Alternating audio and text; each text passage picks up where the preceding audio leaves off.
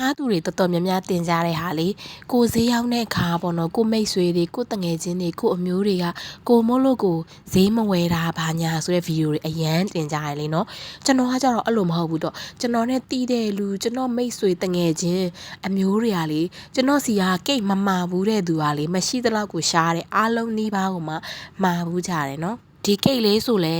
3နှစ်4နှစ်ဆက်တက်လောက်အမကမာတာပေါ့နော်ဂျားထဲမှာကျွန်တော်ခရီးသွားစရာလေးရှိလို့နှစ်တိုင်းမာတယ်ပေါ့နော်တစ်နှစ်မှတစ်ခါမာရတာတောင်မှလေအချိန်လေးအများကြီးကြာတာတောင်မှမာပေးတယ်ဂျားထဲမှာကျွန်တော်ခရီးသွားစရာရှိလို့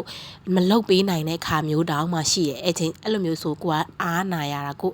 တိတဲ့လူဆိုတော့လေညင်းရအရန်ခက်တယ်